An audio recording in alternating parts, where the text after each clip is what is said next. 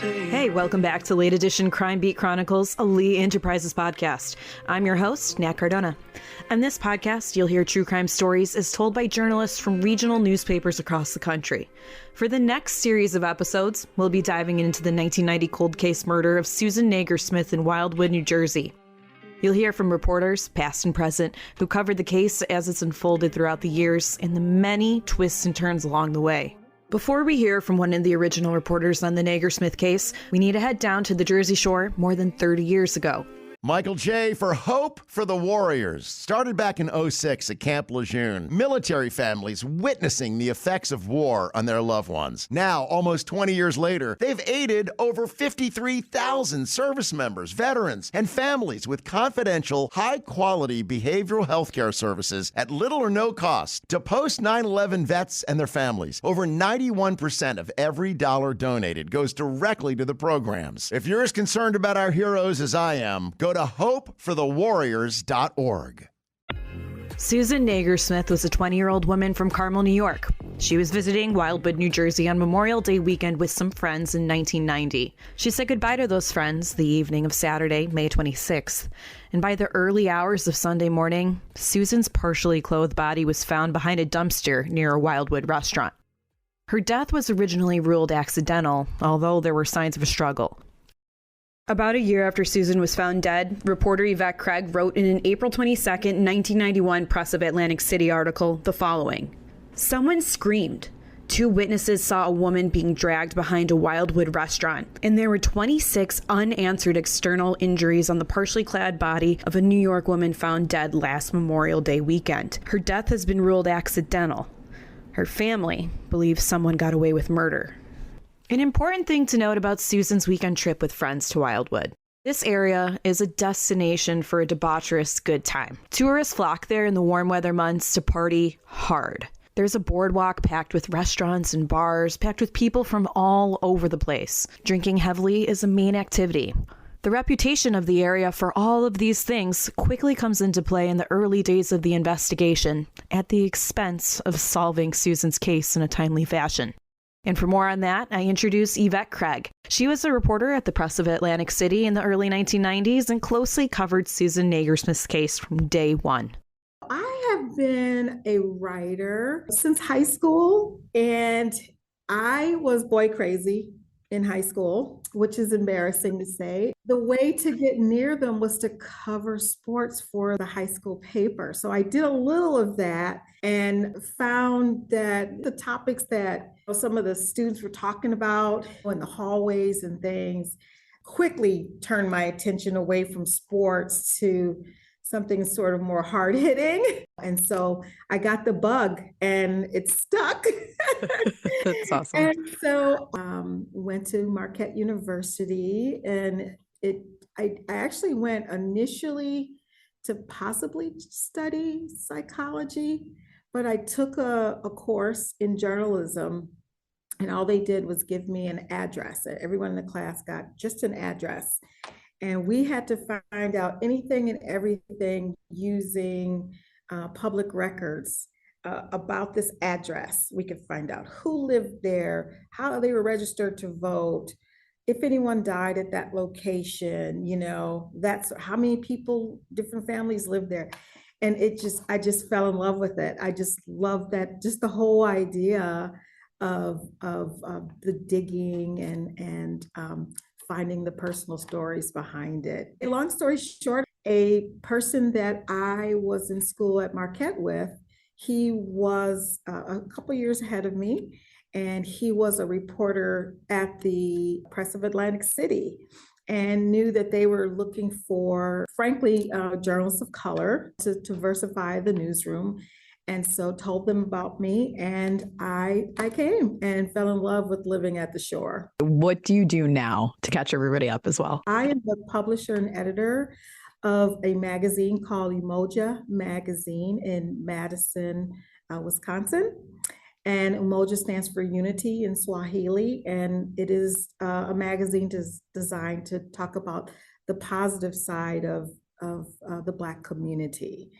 And then I also work as the marketing and communications manager for the University of Wisconsin-Madison for the All of Us research program. It is a nationwide effort to get 1 million people to step up and become part of a research effort to build this diverse database.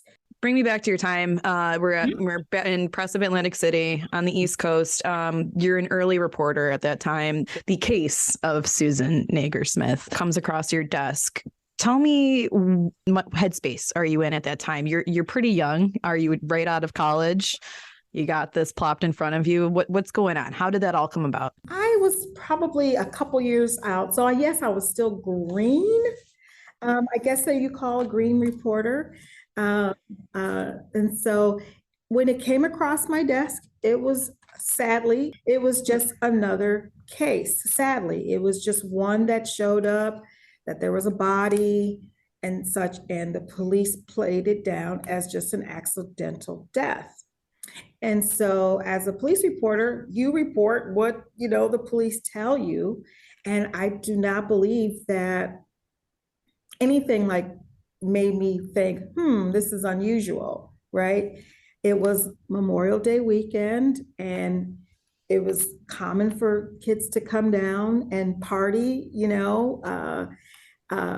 and so to hear the police say that there was a young lady who drank too much and ended up dead didn't have anything in my mind thinking, well, that's odd, It was sad, of course, and not that I don't want it to come across that it was just another case, but that's kind of how it came across, like it was just another case.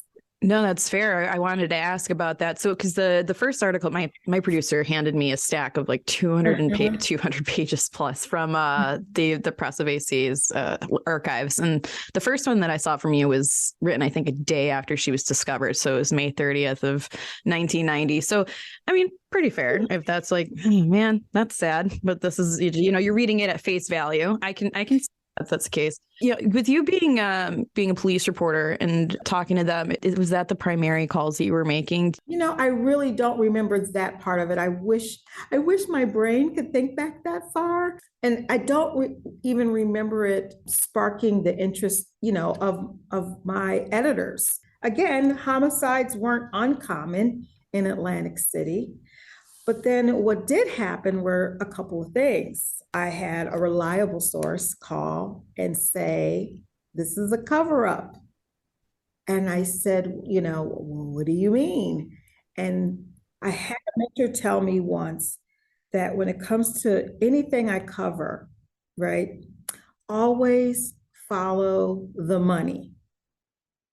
So if you're covering education, if you're covering crime, if you're covering city government, always follow the money. So I had that in my head, but it was embedded, but it wasn't coming to the forefront, if that makes sense, right? I'm pretty sure one of the things that I did do was try to find, family, or even I probably even tried to find the two friends that she came with to try to get their comments, but wasn't having a whole lot of success right in the very beginning.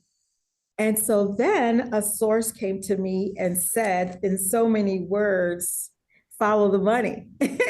Yeah. And I said, well, what do you mean? And they said, think about it. It's the start of Labor Day weekend at the shore. Tourism is extremely important there from Memorial Day to Labor Day. That is where all those businesses rely, probably 90% of their livelihood on the monies that they receive during those summer months. And the city did not want a murder kicking off this season. And so I was like, oh, wow, that makes so much sense. Mm-hmm.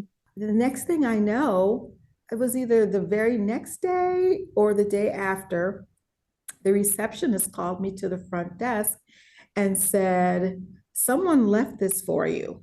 And there was this really large manila envelope. I'll never forget it. It was just like something from, one of the movies I've seen, Uh-huh.